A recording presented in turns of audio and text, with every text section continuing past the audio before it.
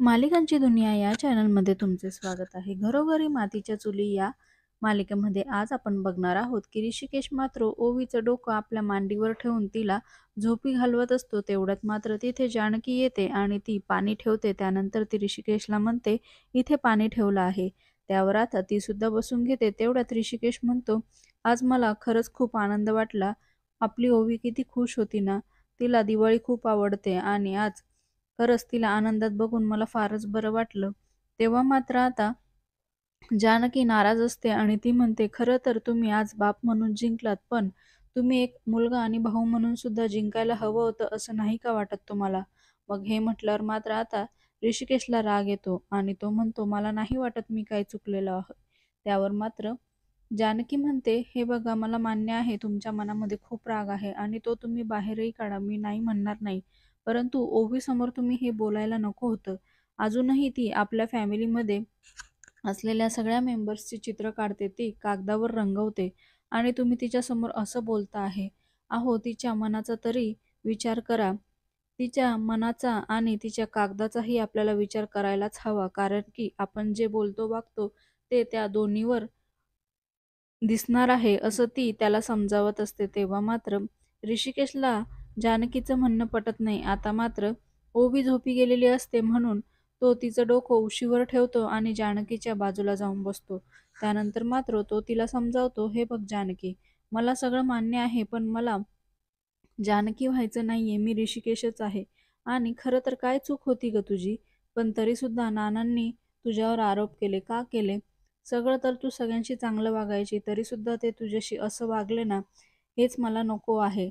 आणि खरं तर आता इतका संताप होतो आहे ना, की त्यांनी एवढं वागून तुला म्हणजे माझ्या बायकोला, घरातल्या लक्ष्मीला बाहेर काढले ना, तर आता हा तळतळाट एवढं तर बोलणार लगेचच जानकी त्याच्या तोंडावर हात ठेवते. "काय बोलता आहे तुम्ही? असं बोलू नका. तुमच्याकडनं हे वाक्य शोभत नाही." असं ती त्याला सुनावते. तेव्हा ऋषिकेश म्हणतो, "जे काही असेल, पण मला माझ्या मुलीला त्यांचे खरे चेहरे दाखवायचे आहे. मला तुझ्यासारखं जमणार नाही आणि कळू दे की तिला पण काय आहे म्हणून हे लोकं." असं म्हणून तो आता जानकीला सुनावतो. त्यानंतर तोही झोपी जातो. इकडे जानकीला मात्र काही समजत नाही, की आता ऋषिकेशला काय समजावे. पण तरीसुद्धा आता ती विचार करत बसते. दुसऱ्या दिवशी सकाळी मात्र ऋषिकेश पुस्तक वाचत असतो. तेवढ्यात जानकी म्हणते, "काय तुम्ही हे? तुमच्या मुलीला जरा बॅग वगैरे आवरायला सांगत जा, जरा व्यवस्थित ठेवत जा आणि काय तुम्ही सकाळी-सकाळी पुस्तक वाचत बसले?" तर तेव्हा मात्र ऋषिकेश म्हणतो, "अगं, हे अचानक सापडलं. पु. ल. देशपांडेचं आहे म्हणून जरा वाचत बसतो." तेवढ्यात मात्र आता जानकी किचनमध्ये जाते आणि चहा घेऊन येते आणि चहा समोर ठेवल्यावर ऋषिकेश म्हणतो, "पण मी घेतला होता सकाळी चहा." तेव्हा मात्र आता जानकी म्हणते, "हो, माहिती आहे मला. पण छान आलं किसून घातलेलं आहे, वेलची आहे आणि सकाळची सुरुवात तुम्हाला 2 कप चहाने होते ना, मग कसं काय तुम्ही 1 कप चहावरच आज भागवता आहे?" तेव्हा तो सांगू लागतो, "खरं तर मी आता ठरवलं आहे, की मी आता आजपासून 1 कपच चहा पिणार आहे. कधी-कधी तर असा विचार करेल, की कोराच चहा पिल. तेवढंच माझ्या वाटेचं 1 कप दूधही वाचेल." आणि असं म्हटल्यावर आता जानकीला वाईट वाटतं. तेव्हा मात्र जानकी म्हणते, "पण असं नका करू." तेवढ्यात आता ऋषिकेश काही बोलणार तर ती म्हणते, "आजही तुम्ही शेव्हिंग करायला बाहेर गेलात नाही आणि घरीच केली." तर लगेच ऋषिकेश उठून आरशात बघतो, "बघ ना, मी तर चांगला दिसतो आहे. काय वाईट झाली का?" "अगं, तुला माहीत नाही, बाहेर खूप पैसे घेतात. आज मी ₹80 वाचवले. तुला माहिती आहे का?" तर तेव्हा मात्र ती म्हणते, "हो का? मला माहितीच नव्हतं." तर तेव्हा तो म्हणतो, "तूच म्हणते ना, की आता आपल्याला थोडी-थोडी सेव्हिंग करायला हवी. मग असं समज मी आजपासून सेव्हिंग करतो आहे." तेव्हा जानकी म्हणते, "अहो, सेव्हिंग करणं वेगळं आणि काटकसर करणं वेगळं आणि सध्या तरी मला नाही वाटत, की एवढ्या काटकसरीची गरज आहे." तरीसुद्धा ऋषिकेश म्हणतो, "नाही, आपण आजपासून काटकसर करायला हवी." तर तेवढ्यात जानकी म्हणते, "ठीक आहे, मग आता ह्या चहाचं काय करू?" त्या चहासाठी तर बघा ना, माझा गॅस वाया गेला, दूध वाया गेलं, चहा पावडर वाया गेली. असं ती बोलतच असते. तेवढ्यात ऋषिकेश तिच्या हातातनं कप घेतो आणि म्हणतो, की "पितो बाई, पितो." आणि तो चहा पिऊ लागतो. तेवढ्यात तिथे ओवी येते आणि "माझी बॅग कुठे?" विचारते.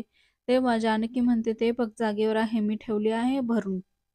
त्यानंतर ओवी मात्र आपल्या बॅगेतनं एक लेटर काढते आणि तिच्या आई-वडिलांकडे देते, की टीचरनी दिलं आहे. तर तेव्हा जानकी तिला म्हणते, "काय गं, शाळा सुरू व्हायला आली आणि तू आत्ताशी देते आहे का?" तर तेव्हा ती त्यावर काहीच उत्तर देत नाही. तेव्हा जानकी ते लेटर वाचते आणि ऋषिकेश उठून उभा राहतो. "काय झालं जानकी?" तेव्हा जानकी सांगू लागते, "सेकंड टर्मची आपण फी भरलेली नाही त्यामुळे आता ही नोटीस आलेली आहे आणि आपल्याला लवकरात लवकर फी भरायला हवी." तेवढ्यात ऋषिकेश म्हणतो, "हो बरोबर आहे, आपण ही फी भरून टाकूया." आणि आता जानकी म्हणते, "पण राहिलेल्या पैशातनं होईल का मॅनेज?" तर तेव्हा तो म्हणतो, "होईल." आणि तेवढ्यात ती म्हणते, "हो, पण आता नवीन अजून काही खर्च दाराशी आला नाही म्हणजे कमवलं." तर तेवढ्यात तोही म्हणतो, "हो, बरोबरच आहे. आता आपण बघूया काय करायचं ते." तेवढ्यात तिथे ऐश्वर्या येते आणि ती एका म्हातारीचं रूप घेऊन आलेली असते आणि बाहेर उभी राहून मात्र आवाज देत असते, की "कोई है क्या अंदर? दिवाली देंगे क्या?" असं म्हणून आता लगेच ऋषिकेश म्हणतो, "बघ आता तू इतक्यात म्हटली काही खर्च येऊ नये आणि आला बघ." आणि असं म्हणून दोघेही हसू लागतात. तेवढ्यात आता जानकी म्हणते, "हो ना, बरोबर आहे. थांबा हं, मी येते." असं म्हणून ती पुन्हा आवाज देऊ लागते. तर जानकी म्हणते, "आले, आले." आणि ती थोडं फराळ घेते आणि ऋषिकेश मात्र तिला पैसेही देतो. त्यानंतर जानकी ते पैसे आणि फराळ नेऊन देते.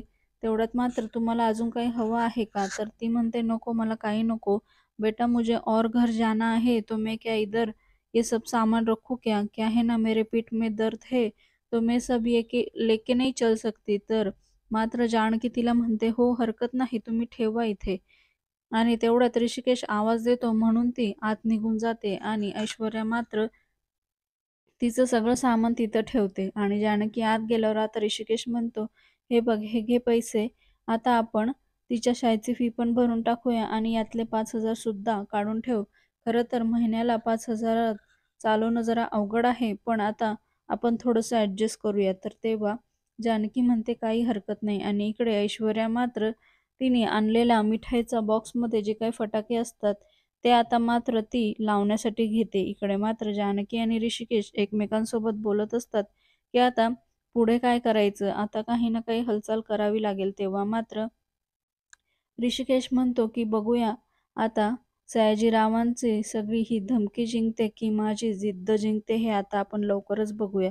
असं म्हणून दोघंही एकमेकांना धीर देतात. इकडे मात्र ऐश्वर्या त्यांच्या घराशी फटाके लावते आणि तेवढ्यात तिथे गुलाब आणि सगुणा येतात आणि त्यांना बघून ऐश्वर्या घाबरते आणि ती म्हणते, "कशाला आलात मूर्खांनो इथे?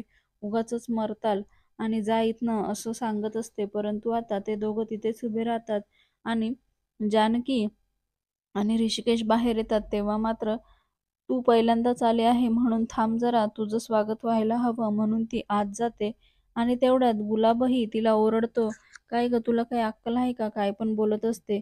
कारण सगुणा त्यांना म्हटली असते, की "आमच्या घरापेक्षा तुमचं घर मोठंच आहे की." आणि हे मात्र गुलाबला आवडलेलं नसतं. इकडे आता तिथे उभी असलेली ऐश्वर्या सारखी म्हणत असते, "जा ना मूर्खांनो, उगाचच मरताल नाहीतर." परंतु आता ती हळूच बोलत असते आणि ते काही कोणाला ऐकू जाणार नाही. इकडे मात्र मिठाईचा बॉक्स दिसतो आणि सगुणा मात्र मिठाई आहे म्हणून त्या बॉक्सकडे धाव घेते आणि इकडे जोरातच तो बॉक्स फुटतो. इकडे ऐश्वर्या म्हणत असते, "नको घेऊ, नको घेऊ." परंतु ती घेते आणि सगळे फटाके तिच्या अंगावर फुटतात आणि ती खूप भाजते.